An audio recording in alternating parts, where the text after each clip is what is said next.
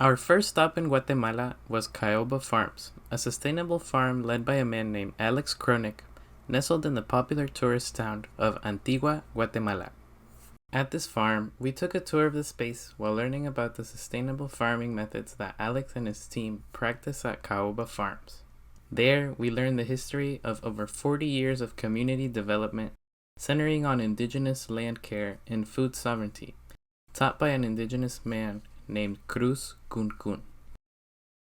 Cruz Cuncun told us the story of his involvement in the campesino a campesino movement as an extensionista, a person who travels to different places teaching rural communities the ways of agroecology and how to sustain themselves with the land. Cruz Cuncun shared with us his experiences of growing up in poverty and how agroecology and the people around him helped him overcome hardships throughout his life. He told us about his experiences during the huge earthquake that struck Guatemala in the 80s and his unfortunate experiences fleeing from the civil war that took place around the same time. Hubo un terremoto, nos bajó a todos. There was a huge earthquake and it took down all the buildings. Se quedó todo San Martín, el municipio se murieron 5,000 gente. All of the buildings in San Martin fell down and 5,000 people in that county died. As our time with Cruz Cuncun came to a close, he left us with the 10 commandments of an extensionista, a list of things that he lived by when working alongside rural communities. These commandments helped him become a successful teacher, farmer, and community member. They pertain to relationships among ourselves, the people around us, and the natural world. Meeting Cruz Cuncun was an awesome experience, and we all took away something important from our time together. Our next stop near Antigua was Volcán Acatenango, a volcano 13,000 feet above sea level and adjacent to the Volcán de Fuego, one of the most constantly active volcanoes in Guatemala. We hiked a small part of the volcano to meet up with our friend Jaime, an indigenous man who introduced us to his land and taught us how to plant corn, fava beans, and peas. Sencillo y práctico. Y uno por esquina. Y luego es poca la tierra, es muy poca. No es nomás esto. Porque si haces esto, mucha lluvia, lo sumerge y ya también nos sale. ¿Viene? ¿Viene? ¿Viene? ¿Tienes? Uno. Entonces vengo y sigo. Uno. You said that ideally you would want to put them closer, Y but estamos listos. for the winter it's a little bit more complicated. Y ya, perdón, que este otro esté acá.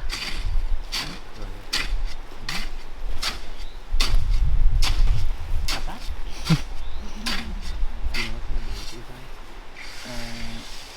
Sí tienes que tomar fuerza. Entonces, aquí no hay problema. We each took turns planting seeds and learning the techniques that we had been taught. We learned a lot from him about his farming methods, as well as the history that he and his family had on their land. At the end of the day, after our long hike, we shared a meal with him and his family and got ready to travel to our next destination, El Mirador Farm. El Mirador Farm is an indigenous, family-led farm in the town of San Martín y Lotepeque, a place about 2 to 3 hours away from Antigua. At this farm, we meet Moises, Brígida, and the rest of the families in El Mirador. We stay in the homes of local people living in the town of San Martín and travel about 15 minutes every day by bus to the farm where Moises and Brígida tell us the stories of their land and of the Movimiento Campesino a Campesino, in which Moisés' late father, Manuel, was a leading figure. On the first day we arrived, we were treated to a delicious homegrown meal after a long drive from Antigua. Brígida and Moisés began telling us their family's history and how they came to own the land on which we were on. She told us how she had met her husband, as well as what had motivated Manuel to become an extensionista. She showed us around the property and mentioned that the soil was red hard clay when they first moved in, But through the help of Manuel's agricultural knowledge and community support, they were able to rejuvenate the land into what it is today. Then, she told us how their hard work had been uprooted when the huge earthquake occurred, as well as their hardships in keeping and taking care of their land when the Civil War erupted in Guatemala, and Manuel and Brígida were forced to separate and flee from their land to Mexico and later Honduras. At the end of our stay, Moises and Brígida recounted their experiences and challenges of returning to El Mirador after the war and continuing to live off their land ever since. Pues nosotros familias aquí, pues mi trabajo es también criar animales, gallinas, cerdos. Desde que pasamos a vivir aquí nos sentimos mucha tierra. Y desde ese entonces tuvimos una vaca. Entonces a nosotros no vamos al pueblo a traer carne, a traer huevo, cosechamos en alrededor de la casa, porque cuando yo vine a vivir aquí, yo soy el único. Y pues no hay cerco, no hay nada, no hay camino, todo es solito. Yo solo riego los pollos y caminan, escarban y nixtamal, masa, hierba. Pues ahí nos dan huevo. Si quiero carne, solo estiro una gallina y tengo la comida. Si no, pues voy a cortar quilete, chipilín a la comida. Entonces no gastamos mucho dinero, no somos consumistas, porque aquí mismo hay. Entonces ahora hay un cambio, porque como tuvimos 2, 3 etapas, cuando estamos aquí felices, la casita llueve, se moja uno, no importa, pero ya después hicimos nuestra casa, el 76, vino el terremoto, botó la casa, toda la cosecha, maíz, frijol, se revolvió con la tierra. The next day, we were given a tour of the entire farm and continued learning about the agricultural methods that the families that built El Mirador used in order to restore the soil health throughout the farm. We also learned about the founding of a cooperative that helped the farmers establish better prices for the food they were producing. Afterwards, we traveled into town where we completed our rapid food systems assessment, an assignment that had us talking to people at the local farmers market in San Martín y Lotepeque about where they got their produce. On the third day, we suited up to do some gardening. However, we first gathered together under the trees, where Brígida explained to us that this spot had been designated as the most sacred place in El Mirador. This was the spot where they came to pray, give offerings, and request their needs, such as good health for their children. Then we were off to do some work, clearing away banana trees and planting avocado and citrus trees. So I think we're missing one hole, right? Is it back there? ¿Qué es mejor, usar las manos o usar como Have the soil level right here. After that, we walked up to Granja El Triunfo, where we meet Juanita Uz and her family.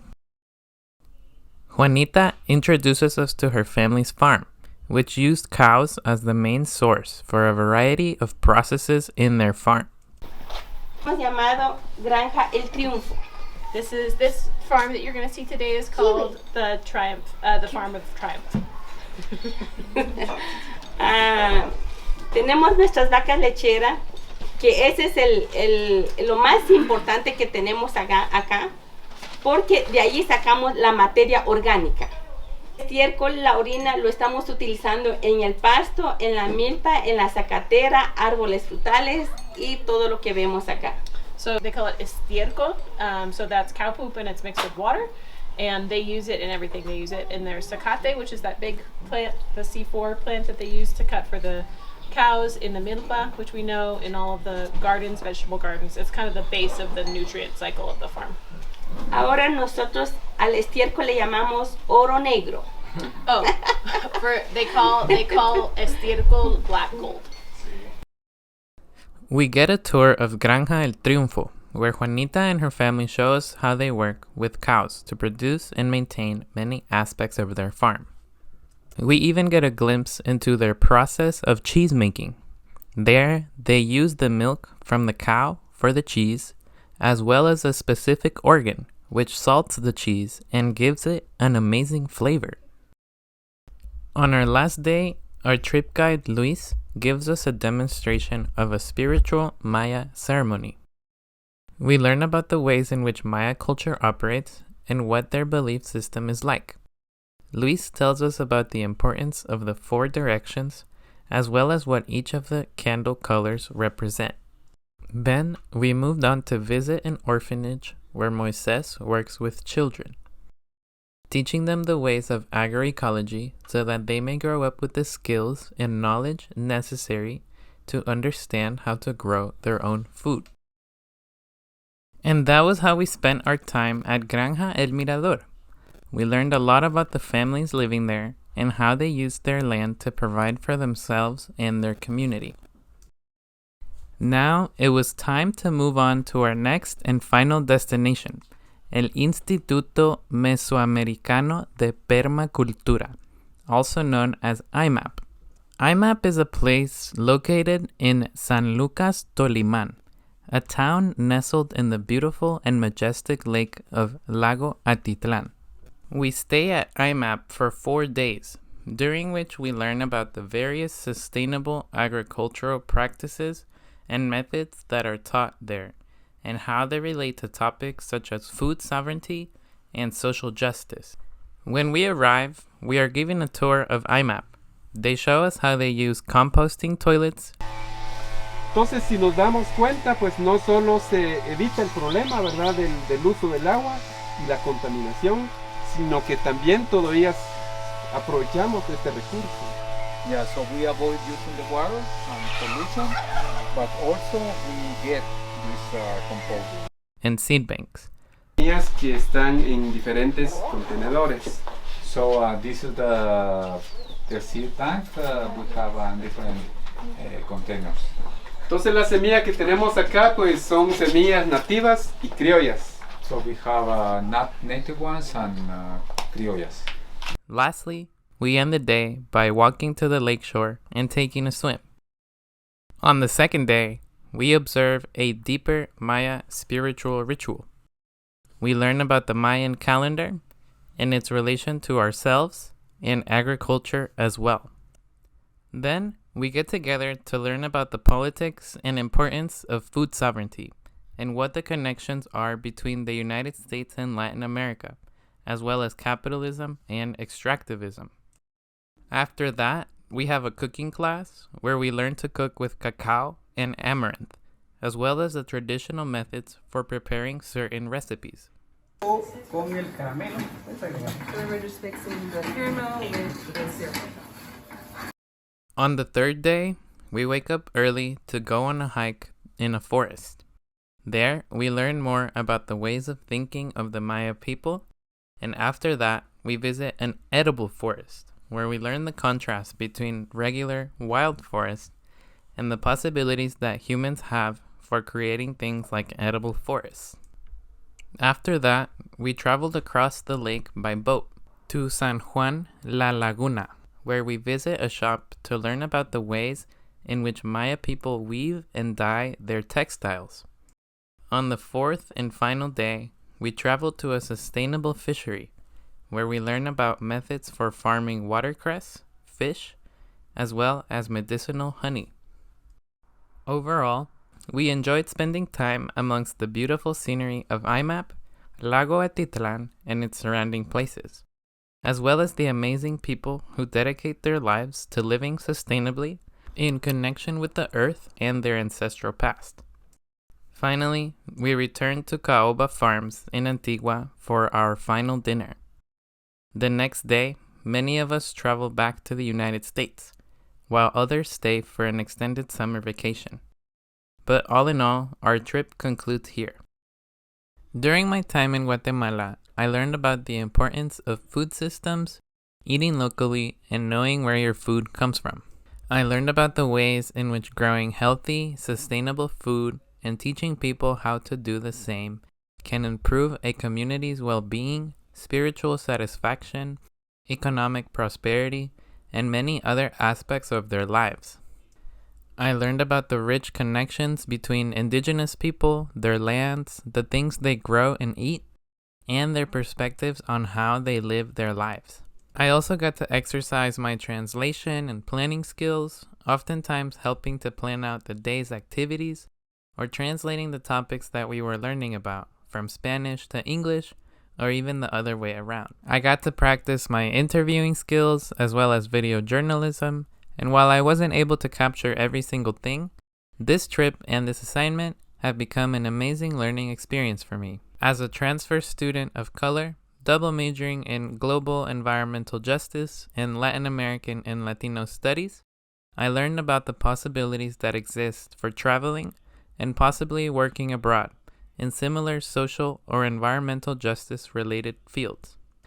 I made lifelong friends and connections, and I am excited to apply these new perspectives and skills to the world and my life going forward. I hope you enjoyed watching my LALS senior exit video.